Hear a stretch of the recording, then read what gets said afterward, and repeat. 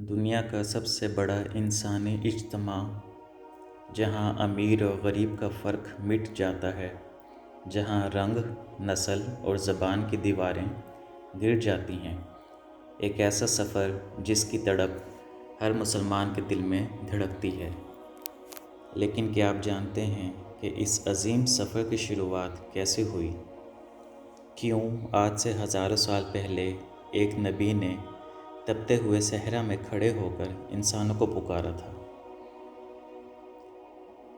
یہ کہانی شروع ہوتی ہے آج سے تقریباً 4000 سال پہلے، جب اللہ کے جلیل القدر پیغمبر حضرت ابراہیم علیہ السلام کو حکم ملا کہ وہ اپنی اہلیہ حضرت ہاجرہ اور ننھے صاحبزادے حضرت اسماعیل کو مکہ کی اس وادی میں چھوڑ دیں، جہاں نہ کوئی انسان تھا، نہ پانی کا ایک قطرہ اور نہ ہی دور دور تک کوئی سایہ۔ انسانی عقل اس فیصلے پر حیران تھی، لیکن یہ اللہ کی ایک عظیم اسکیم کا حصہ تھا۔ اس تپتی ہوئی ریت پر جب معصوم اسماعیل نے پیاس سے تڑپتے ہوئے اپنے پاؤں رگڑے تو قدرت نے زمزم کا وہ چشمہ جاری کیا جو آج 4000 سال بعد بھی لاکھوں کروڑوں انسان کی پیاس بجھا رہا ہے۔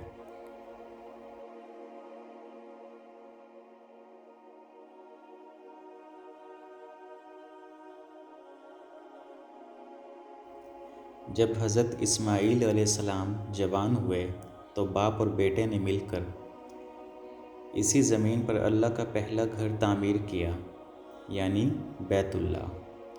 جب کعبہ کی دیواریں مکمل ہو گئیں تو اللہ تعالیٰ نے حضرت ابراہیم علیہ السلام کو ایک ایسا حکم دیا جس نے تاریخ کا رخ بدل دیا۔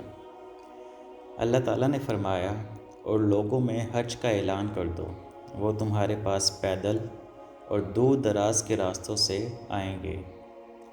روایت میں آتا ہے کہ حضرت ابراہیم علیہ السلام نے عرض کیا، اے اللہ، اس ویران صحرا میں میری آواز کون سنے گا؟ اللہ نے فرمایا، ابراہیم، پکارنا تمہارا کام ہے، اور اس آواز کو کائنات کے کونے کونے تک پہنچانا ہمارا کام ہے۔ کہا جاتا ہے کہ اس دن حضرت ابراہیم علیہ السلام کی آواز صرف اس دور کے لوگوں نے نہیں بلکہ اللہ نے ان تمام روحوں تک پہنچا دی جو قیامت تک پیدا ہونے والی تھیں، اور جس روح نے اس دن لبیک یعنی میں حاضر ہوں کہا، اسے ہی زندگی میں حج کی سعادت نصیب ہوتی ہے۔ لیکن وقت گزرنے کے ساتھ ساتھ انسان اس توحید کے پیغام کو بھول گیا۔ صدیوں بعد مکہ کے لوگوں نے اسی کعبے کے اندر 360 بت رکھ دیے۔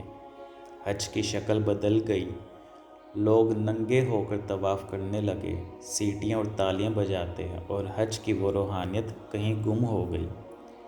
کعبہ جو اللہ کی وحدانیت کی علامت تھا، شرک کا گڑھ بن چکا تھا، اور یہ تاریک دور کئی صدیوں تک جاری رہا۔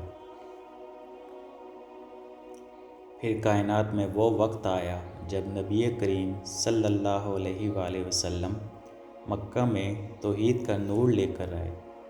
فتح مکہ کے بعد کعبہ کو تمام بتوں سے پاک کیا گیا، اور سن 9 ہجری میں اللہ تعالیٰ نے مسلمانوں پر حج کو ہمیشہ کے لیے فرض قرار دیا۔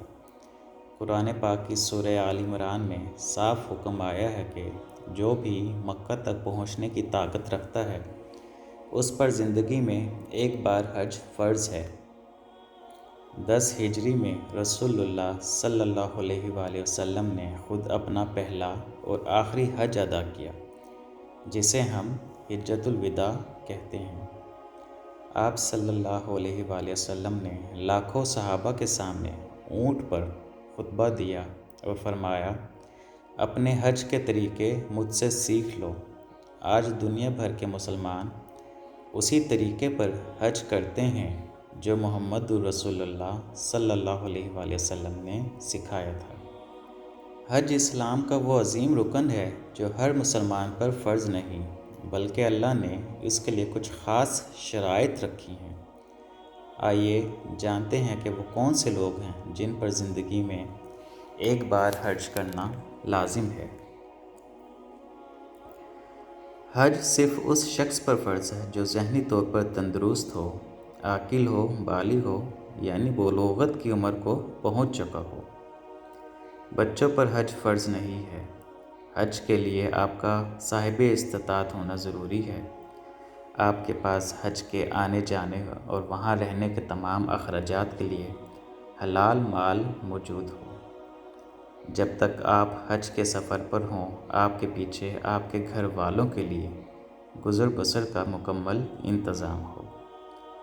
خواتین کے لیے ضروری ہے کہ ان کے ساتھ ان کا محرم، شوہر، بھائی، والد یا بیٹا وغیرہ موجود ہو۔ یاد رکھیے، اگر آپ کے پاس گاڑی، بنگلہ اور تمام آسائشیں موجود ہیں، لیکن آپ نے ابھی تک حج نہیں کیا، تو یہ ایک بہت بڑی محرومی ہے۔ نبی کریم صلی اللہ علیہ وآلہ وسلم نے فرمایا، جو شخص حج کی استطاعت رکھتا ہو اور وہ پھر بھی حج نہ کرے، تو اس پر کوئی ضمانت نہیں کہ وہ یہودی ہو کر مرے یا عیسائی۔ حج کی 3 اقسام ہے: حج تمتع، حج قران اور حج افراد۔ اللہ کے رسول نے اپنی زندگی میں ان تینوں اقسام کی اجازت دی ہے۔ آئیے ان کو بہت آسان الفاظ میں سمجھتے ہیں تاکہ آپ کو معلوم ہو کہ حجاج اپنا سفر کس طرح شروع کرتے ہیں۔ پہلی اور سب سے عام قسم ہے حج تمتع۔ دنیا بھر سے، خاص طور پر پاکستان، انڈیا اور بنگلہ دیش سے جانے والے زیادہ تر حجاج اسی طریقے پر عمل کرتے ہیں۔ تمتع کا مطلب ہے فائدہ اٹھانا۔ اس حج میں حاجی اپنے ملک سے صرف عمرے کی نیت کر کے احرام باندھتا ہے۔ مکہ پہنچ کر وہ عمرہ مکمل کرتا ہے، بال کٹواتا ہے اور احرام کھول کر عام کپڑے پہن لیتا ہے۔ اس کے بعد وہ مکہ میں عام زندگی گزارتا ہے اور پھر جب حج کے دن 8 ذو الحجہ شروع ہوتے ہیں تو وہ مکہ ہی سے دوبارہ حج کا احرام باندھتا ہے۔ چونکہ اس میں عمرہ اور حج کے درمیان احرام کی پابندیوں سے آزادی مل جاتی ہے، اس لیے اسے حج تمتع کہتے ہیں۔ اس حج میں قربانی، دم شکر واجب ہوتی ہے۔ دوسری قسم ہے حج قران۔ قران کے معنی ہے 2 چیزوں کو آپس میں ملانا۔ اس حج میں حاجی اپنے میقات یعنی کہ بارڈر سے عمرہ اور حج دونوں کی نیت ایک ساتھ کرتا ہے۔ وہ مکہ پہنچ کر عمرہ تو ادا کر لیتا ہے، لیکن وہ اپنے بال نہیں کٹوا سکتا اور نہ ہی اپنا احرام کھول سکتا ہے۔ اسے حج کے ارکان مکمل ہونے تک یعنی 10 ذی الحجہ تک اسی ایک ہی احرام میں رہنا پڑتا ہے۔ یہ سب سے کٹھن اور مشکل حج مانا جاتا ہے، کیونکہ کئی دنوں تک احرام کی سخت پابندیوں پر عمل کرنا ہوتا ہے۔ اس حج میں بھی قربانی لازمی ہوتی ہے۔ اب ایک اہم سوال یہ ہے کہ پاکستان سے جانے والے عازمین کے لیے میقات یعنی وہ سرحد کون سی ہے جہاں سے آگے بغیر احرام کے جانا منع ہے؟ تو یاد رکھیے، پاکستان سے جدہ جانے والی پروازیں فضائی سفر کے دوران جس میقات کے اوپر سے گزرتی ہیں، اسے یلملم کہا جاتا ہے۔ جہاز کے پائلٹ میقات آنے سے تقریباً 15 یا 20 منٹ پہلے باقاعدہ اعلان کرتے ہیں تاکہ حجاج اس سرحد کو عبور کرنے سے پہلے احرام باندھ لیں اور نیت کر لیں۔ اگر کوئی پاکستانی حاجی پہلے مدینہ منورہ جا رہا ہو، جو کہ اکثر ہوتا ہے، تو اسے پاکستان سے نکلتے وقت احرام باندھنے کی ضرورت نہیں ہوتی۔ وہ مدینہ میں قیام کرے گا اور پھر جب مکہ کے لیے روانہ ہوگا تو مدینہ والوں کا میقات ذوالحلیفہ، جسے بیر علی بھی کہتے ہیں، وہ وہاں سے احرام باندھے گا۔ تیسری اور آخری قسم ہے حج افراد۔ افراد کا مطلب ہے اکیلا یا تنہا۔ اس حج میں حاجی صرف اور صرف حج کی نیت کرتا ہے، اس میں عمرہ شامل نہیں ہے۔ حاجی احرام باندھ کر مکہ آتا ہے، طواف قدوم کرتا ہے اور حج کے دن شروع ہونے تک احرام میں ہی رہتا ہے۔ عام طور پر مکہ اور سعودی عرب کے مقامی لوگ یا وہ لوگ جو حج کے بالکل آخری دنوں میں پہنچتے ہیں، وہ حج افراد کرتے ہیں۔ اس حج میں حاجی پر قربانی واجب نہیں ہوتی، وہ چاہے تو نفل کے طور پر قربانی ادا کر سکتا ہے۔ تو خلاصہ یہ ہوا کہ تمتع میں عمرہ اور حج الگ الگ احرام کے ساتھ ہوتا ہے۔ حج قران میں عمرہ اور حج ایک ہی احرام میں ہوتا ہے، اور حج افراد میں صرف حج ہوتا ہے، عمرہ نہیں ہوتا۔ حج کا باقاعدہ آغاز ہوتا ہے 8 ذی الحجہ کو۔ اسے یوم ترویہ بھی کہا جاتا ہے۔ آج کے دن دنیا بھر سے لاکھوں حجاج مکہ مکرمہ سے مینا کی طرف کوچ کرتے ہیں۔ مینا، جسے خیموں کا شہر کہا جاتا ہے، آج سفید رنگ میں نہایا جاتا ہے۔ یہاں حاجی 5 نمازیں ادا کرتے ہیں اور اگلے دن کے بڑے امتحان کے لیے اپنی روح کو تیار کرتے ہیں۔ پھر آتی ہے 9 ذی الحجہ، حج کا سب سے بڑا اور اہم ترین دن۔ اسے یوم عرفہ کہتے ہیں۔ نبی کریم صلی اللہ علیہ وآلہ وسلم نے فرمایا تھا، الحج العرفہ، یعنی عرفات میں قیام ہی اصل حج ہے۔ بعض علماء کرام کے نزدیک جو شخص 9 ذی الحج کو میدان عرفات میں داخل ہو گیا وہ حاجی ہو گیا۔ اگر کوئی شخص حج کے باقی تمام مناسک ادا کر لے لیکن وہ 9 ذی الحج کو اس میدان میں نہ پہنچ سکے تو اس کا حج سرے سے ہوتا ہی نہیں ہے۔ یہ اسلام کا سب سے بڑا اور سب سے مقدس دن ہے۔ آج 9 ذی الحج ہے۔ آج وقوف عرفہ کے ساتھ ساتھ مسجد الحرام میں غلاف کعبہ کی تبدیلی کی روح پرور تقریب منعقد ہوتی ہے۔ حج کے دوران جہاں لاکھوں حجاج کرام میدان عرفات میں مصروف عبادت ہوتے ہیں، وہیں مکہ مکرمہ میں خانہ کعبہ کو نیا لباس پہنایا جاتا ہے، جسے کسوہ کہتے ہیں۔ اسے خانہ کعبہ کا برقع بھی کہا جاتا ہے۔ یہ غلاف کعبہ دنیا کا مہنگا ترین اور مقدس ترین لباس مانا جاتا ہے۔ اس عمل کے دوران مسجد الحرام میں موجود حجاج کی آنکھوں میں آنسو اور زبان پر درود و سلام کا شور ایک عجیب روحانی سما پیدا کر دیتا ہے۔ ماضی میں یہ روایت 9 ذی الحجہ یعنی کہ یوم عرفہ کی صبح کو پوری کی جاتی تھی، لیکن اب جدید انتظامی تبدیلیوں کے تحت اسے یکم محرم الحرام یعنی اسلامی سال کے آغاز پر تبدیل کیا جانے لگا ہے۔ تاہم حج کے دوران غلاف کعبہ کو 3 میٹر اوپر اٹھا دیا جاتا ہے اور نیچے سفید کپڑا لگا دیا جاتا ہے، جسے احرام کعبہ کہا جاتا ہے، تاکہ ہجوم میں غلاف کو نقصان نہ پہنچے۔ پرانے غلاف کا کیا ہوتا ہے؟ یہ ایک بہت بڑا سوال ہے جو ناظرین کے ذہن میں آتا ہے۔ جب پرانا غلاف اتارا جاتا ہے تو اسے چھوٹے چھوٹے ٹکڑوں میں تقسیم کر دیا جاتا ہے۔ یہ ٹکڑے تبرکات کے طور پر دنیا بھر سے آئے ہوئے سربراہان مملکت، معززین اور مختلف اسلامی عجائب گھروں کو بطور تحفہ پیش کیے جاتے ہیں۔ یہ میدان عرفات ہے۔ یہ وہی جگہ ہے جہاں اس کائنات کے سب سے پہلے انسان یعنی حضرت آدم علیہ السلام اور حضرت حوا علیہ السلام زمین پر آنے کے بعد طویل عرصے بعد آپس میں ملے تھے اور انہوں نے ایک دوسرے کو پہچانا تھا۔ عرفہ کے معنی ہی پہچاننے کے ہیں، اور یہ وہی میدان ہے جہاں آج سے 1400 سال پہلے گرمی کے ایک ایسے ہی دن محمد الرسول اللہ صلی اللہ علیہ وآلہ وسلم نے اپنی اونٹنی کسوہ پر بیٹھ کر اپنا تاریخی خطبہ حجۃ الوداع دیا تھا، جس نے رہتی دنیا تک کے انسانوں کو حقوق انسانی کا منشور عطا کیا۔ میدان عرفات میں حجاج ظہر اور عصر کی نمازیں ایک ساتھ قصر کر کے ادا کرتے ہیں، اور اس کے بعد شروع ہوتا ہے وہ وقت جس کی قیمت پوری کائنات میں کوئی نہیں ہے، یعنی وقوف عرفہ۔ دوپہر سے لے کر غروب آفتاب تک لاکھوں انسان اپنے خیموں سے باہر نکل آتے ہیں۔ کوئی پہاڑ کی چوٹی پر کھڑا ہے، کوئی تپتی ریت پر بیٹھا ہے، سب کے ہاتھ آسمان کی طرف اٹھے ہوئے ہیں اور زبان پر بس ایک ہی صدا ہے، لبیک اللہم لبیک۔ یہ وہ گھڑیاں ہیں جب کائنات کا مالک اللہ رب العزت آسمان دنیا پر نزول فرماتا ہے اور فرشتوں کے سامنے ان گناہ گار انسانوں پر فخر کرتا ہے۔ اللہ فرماتا ہے، دیکھو میرے بندوں کو، یہ دور دراز کے راستوں سے مٹی اور غبار میں اٹے ہوئے صرف میری رحمت کی تلاش میں آئے ہیں۔ گواہ رہنا میں نے ان سب کو معاف کر دیا۔ سال کا کوئی بھی دن ایسا نہیں ہے جس میں اللہ تعالیٰ عرفہ کے دن سے زیادہ انسانوں کو جہنم کی آگ سے آزادی دیتا ہو۔ اس دن شیطان جتنا ذلیل و خوار اور شرمندہ ہوتا ہے وہ کسی اور دن نہیں ہوتا، کیونکہ وہ انسانوں کو عمر بھر گناہوں کی دلدل میں دھکیلتا ہے، اور اللہ اس ایک دوپہر میں زندگی بھر کے گناہ مٹا کر حاجی کو ایسے پاک کر دیتا ہے جیسے وہ آج ہی پیدا ہوا ہو۔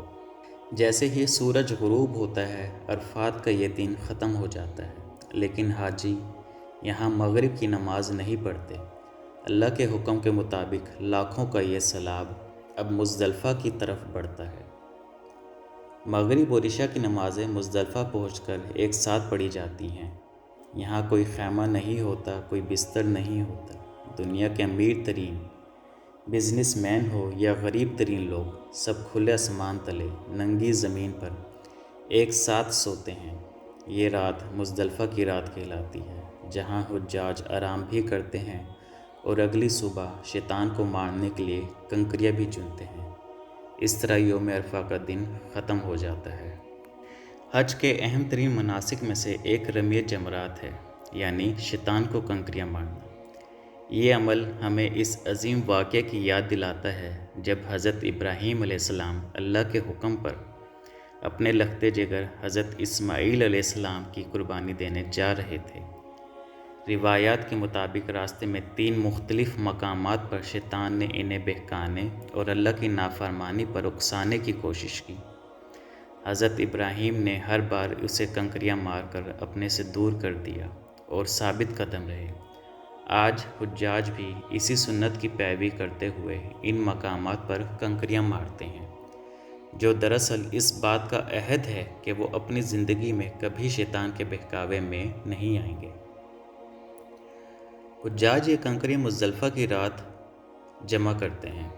10 ذی الحج کو صرف بڑے شیطان جمرہ عقبہ کو 7 کنکریاں ماری جاتی ہیں، جبکہ 11 اور 12 ذی الحج کو تینوں شیطانوں کو 7 کنکریاں ماری جاتی ہیں۔ جمرات اصل میں 3 پتھر کے ستون ہیں، جن کے نام یہ ہیں: جمرۃ الاولیٰ، اسے جمرۃ الصغریٰ یا چھوٹا شیطان بھی کہا جاتا ہے۔ یہ مینا کی مسجد خیف سے قریب ترین پہلا ستون ہے۔ جمرۃ الوسطیٰ، اسے درمیانہ شیطان کہا جاتا ہے، یہ پہلے اور آخری جمرہ کے بالکل بیچ میں واقع ہے۔ جمرۃ العقبہ، اسے جمرۃ الکبریٰ یا بڑا شیطان کہا جاتا ہے، یہ کعبہ شریف کی سمت میں سب سے آخری بڑا ستون ہے۔ 10 ذی الحجہ کو صرف اسی جمرات کو کنکریاں ماری جاتی ہیں۔ پہلے کے زمانے میں یہاں صرف پتھر کے 3 ستون ہوتے تھے، جن کو جمرات کہا جاتا ہے، جہاں ہجوم کی وجہ سے بہت زیادہ مشکلات ہوتی تھی۔ لیکن اب سعودی حکومت نے یہاں اربوں ڈالر کی لاگت سے ایک جدید ترین ملٹی لیول پل بنا دیا ہے، جہاں لاکھوں لوگ ایک ساتھ نہایت آسانی اور حفاظت سے کنکریاں مار سکتے ہیں۔ 10 ذی الحجہ یعنی عید کا دن، لیکن حاجیوں کے لیے یہ مصروف ترین دن ہوتا ہے۔ آج وہ مزدلفہ سے واپسی مینا آتے ہیں اور بڑے شیطان کو 7 کنکریاں مارتے ہیں۔ اس کے بعد قربانی کی جاتی ہے اور پھر حاجی اپنا سر منڈوا کر احرام کی پابندیوں سے آزاد ہو جاتے ہیں۔ اسی دن حاجی خانہ کعبہ جا کر طواف زیارت بھی کرتے ہیں، جو حج کا ایک لازمی رکن ہے۔ حج کے آخری ایام یعنی 11 اور 12 ذی الحج کو حجاج مینا میں ہی قیام کرتے ہیں۔ ان دنوں میں وہ تینوں شیطانوں کو کنکریاں مارتے ہیں، جسے رمی کہا جاتا ہے۔ ان لمحات میں حاجی اللہ سے اپنے گناہوں کی معافی مانگتا ہے اور اس عہد کے ساتھ واپس لوٹتا ہے کہ اب وہ ایک نئی اور پاکیزہ زندگی گزارے گا۔ سفر ختم ہونے سے پہلے حاجی آخری بار کعبے کا طواف کرتا ہے، جسے طواف وداع کہتے ہیں۔ یہ وہ لمحہ ہوتا ہے جہاں ہر آنکھ نم ہوتی ہے اور ہر دل میں بس ایک ہی دعا ہوتی ہے: اے اللہ، اس حاضری کو آخری نہ بنانا، ہمیں بار بار اپنے گھر بلانا۔ جب ایک حاجی حج کے تمام مناسک پورے کر لیتا ہے، سر منڈوا لیتا ہے اور طواف وداع کر لیتا ہے، تو اس کے دل میں بس ایک ہی تڑپ اور ایک ہی سوال ہوتا ہے: کیا میرا حج قبول ہو گیا؟ اسلام کی اصطلاح میں اس مقبول حج کو حج مبرور کہا جاتا ہے۔ مبرور کا لفظ بر سے نکلا ہے، جس کے معنی ہے نیکی، سچائی اور بھلائی۔ یہ وہ حج ہے جس میں حاجی نے نہ کوئی گناہ کیا ہو، نہ کوئی لڑائی جھگڑا کیا ہو، اور اس کا پورا سفر خالص اللہ کی رضا کے لیے ہو۔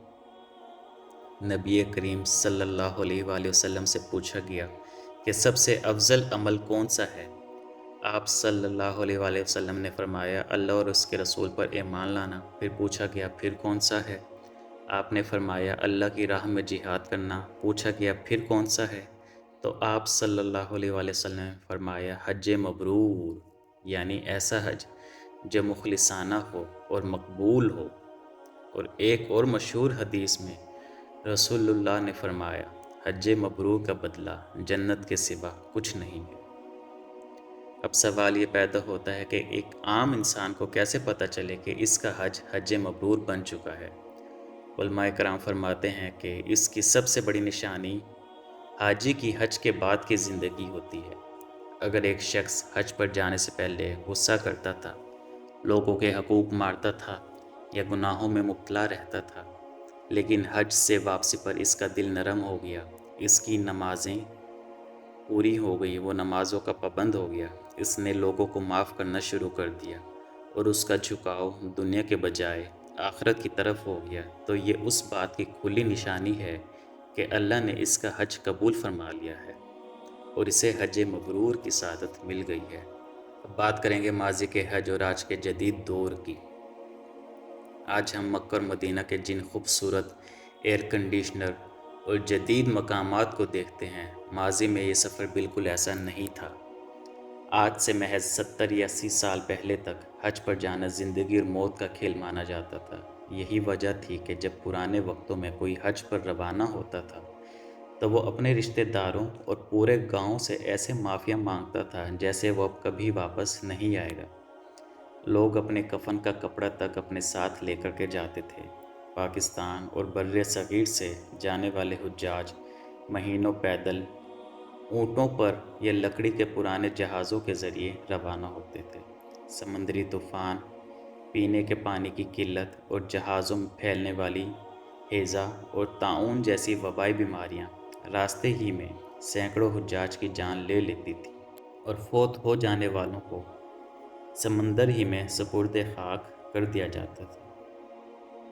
اگر حاجی سمندری سفر سے بچ کر جدہ کی بندرگاہ پر پہنچ بھی جاتے تو وہاں سے مکہ اور مدینہ کا سفر اونٹوں پر ہوتا تھا جو کئی دنوں پر محیط تھا۔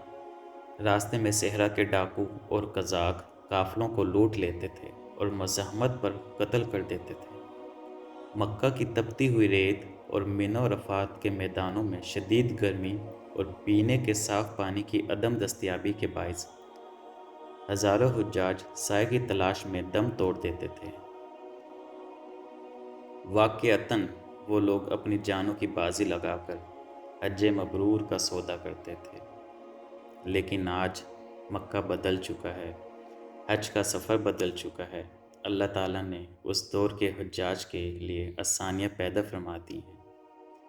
سال 2026 کا حج ٹیکنالوجی اور سمارٹ سروسز کا ایک شاہکار ہے۔ جس سفر میں پہلے مہینوں لگتے تھے، آج وہ چند گھنٹوں کی آرام دہ پرواز سے مکمل ہو جاتا ہے۔ رواں سال حاجی کی پہچان اس کا نسخ کارڈ ہے، جو ایک ڈیجیٹل پاسپورٹ ہے جس کے ذریعے سیکیورٹی، رہائش اور ٹرانسپورٹ کے تمام مراحل ایک کلک پر حل ہو جاتے ہیں۔ مشاعر میٹرو ٹرین اب لاکھوں حجاج کو منٹوں میں مینا، عرفات اور مزدلفہ پہنچا دیتی ہے۔ یہی نہیں، اب مسجد الحرام میں سائلین کی رہنمائی، صفائی اور آب زمزم کی فراہمی کے لیے آرٹیفیشل انٹیلیجنس اور جدید روبوٹس کا استعمال کیا جا رہا ہے۔ مکہ کی شدید گرمی سے حجاج کو بچانے کے لیے سعودی حکومت نے پیدل چلنے والے راستوں پر ایک خاص سفید روغن یعنی کولنگ اسپہلٹ کیا ہے، جو سورج کی تپش کو جذب نہیں کرتا اور زمین کے درجہ حرارت کو 15 ڈگری تک کم رکھتا ہے۔ ساتھ ہی پورے راستوں پر ٹھنڈے پانی کے فوارے چھوڑنے والے کالمز لگائے گئے ہیں تاکہ حجاج سکون کے ساتھ مناسک ادا کر سکیں۔ ماضی کی وہ سختیاں ہوں یا آج کی یہ جدید سہولیات، ایک چیز جو صدیوں سے نہیں بدلی وہ ہے مسلمانوں کا اپنے رب سے عشق اور لبیک اللہم لبیک کی وہ صدا جو عرش الہی کو ہلا دیتی ہے۔ مکہ مکرمہ میں حج کے تمام ارکان مکمل کرنے کے بعد اب باری آتی ہے اس سفر کی جس کے بغیر ہر مسلمان کا یہ مقدس سفر ادھورا محسوس ہوتا ہے، یعنی مدینہ منورہ اور مسجد نبوی صلی اللہ علیہ وسلم کی حاضری۔ اگرچہ مدینہ جانا حج کا کوئی شرعی رکن نہیں ہے، لیکن یہ وہ سفر عشق ہے جس کی تڑپ مکہ پہنچنے والے ہر حاجی کے دل میں تلاطم برپا رکھتی ہے۔ مکہ جلال اور عظمت کا مقام ہے جہاں انسان کانپتے دل کے ساتھ اللہ کی بڑائی کا اقرار کرتا ہے، لیکن مدینہ سراپا جمال اور سکون کی وادی ہے۔ مکہ سے مدینہ کا یہ سفر اب حجاج الحرمین تیز ترین الحرمین ہائی سپیڈ ٹرین کے ذریعے محض 2.25 گھنٹے میں طے کر لیتے ہیں۔ جیسے ہی مدینہ کی حدود شروع ہوتی ہیں، حجاج کے چہروں کی تھکن غائب ہو جاتی ہے اور فضا درود و سلام کی خوشبو سے مہک اٹھتی ہے۔ مسجد نبوی صلی اللہ علیہ وسلم میں داخل ہو کر جب حاجی سنہری جالیوں کے سامنے یعنی آقا نامدار حضرت محمد الرسول اللہ صلی اللہ علیہ وسلم کے روضہ مبارک کے سامنے کھڑا ہوتا ہے تو زبان گنگ ہو جاتی ہے۔ یہ وہ مقام ہے جہاں پوری دنیا سے آنے والے حجاج اپنے ملکوں، اپنے رشتہ داروں اور اپنے دوستوں کے بھیجے ہوئے سلام رو رو کر آپ کی بارگاہ میں پیش کرتے ہیں۔ یہاں حاجی ریاض الجنہ میں نفل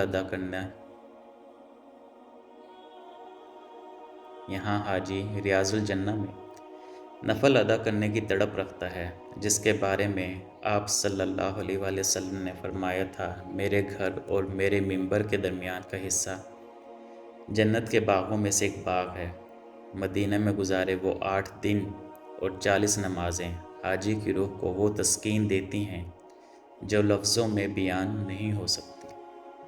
اللہ تعالیٰ اس سال جانے والے تمام حجاج کے سفر کو آسان فرمائے، ان کی عبادات کو قبول فرمائے اور انہیں حج مبرور کی سعادت نصیب فرمائے۔ اور جو میرے بہن بھائی اس ویڈیو کو دیکھ رہے ہیں اور ان کے دل میں اس گھر کی تڑپ ہے، اللہ ان سب کو جلد سے جلد اپنے گھر کی حاضری و زیارت نصیب فرمائے۔ اگر آپ کو یہ تفصیلی ڈاکومنٹری پسند آئی ہے تو اسے اپنے پیاروں کے ساتھ شیئر کر کے صدقہ جاریہ کا حصہ بنیں اور کمنٹس میں آمین ضرور لکھیے گا۔ اگلی ویڈیو تک کے لیے اپنے میزبان کو اجازت دیجیے۔ اپنا بہت سارا خیال رکھیے گا اور دعاؤں میں یاد رکھیے گا۔ اللہ حافظ۔